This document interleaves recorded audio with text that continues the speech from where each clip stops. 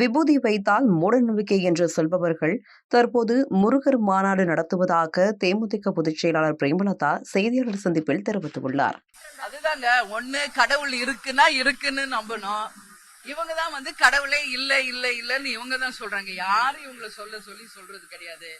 ஒரு விபூதி குங்குமம் வச்சா மூட நம்பிக்கைன்னு சொல்றவங்க எல்லாமே கான்ட்ரவர்சியா பேசிட்டு இப்ப கடவுள் இருக்கிறாரு, அப்புறம் இப்படி ஒரு விழா நடத்துறாங்க அப்படின்றதுதான் ஒரு கான்ட்ரவர்சி.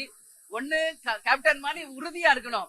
மக்களோடும் தெய்வத்தோடும் தான் கூட்டணின்னு சொல்லி அரசியலுக்கு வந்தவர் கேப்டன்.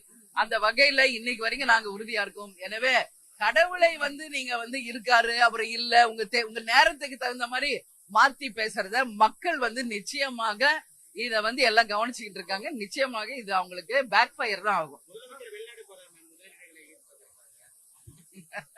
இத கேள்வி ஏன்டியும் திருப்பி கேக்குறீங்க. முதலீடு இருக்கிறதுக்காக போறாருன்னு.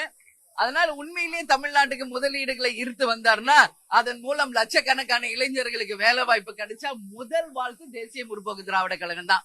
ஏன் இத சொல்றேன்னா, ஏற்கனவே பல நாடுகளுக்கு போயிருக்காரு.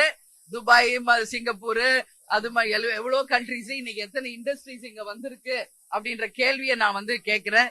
அதனால எதற்கு நீங்க போறீங்கன்றது எல்லாருக்கும் தெரியும். ஆனா நீங்க முதலீடுகளை ஈர்ப்பதற்குன்னு சொல்றீங்க. எனவே உங்க கருத்தையும் நான் ஏத்துக்கிறேன். எனவே நிச்சயமாக அவருக்கு வாழ்த்துக்களை சொல்றோம். Happy born voyage.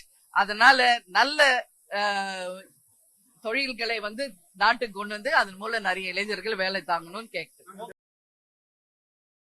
செய்திகளை உள்ளது உள்ளபடி தெரிந்து கொள்ள ரெஃப்ளெக்ட் நியூஸை சப்ஸ்கிரைப் பண்ணுங்க.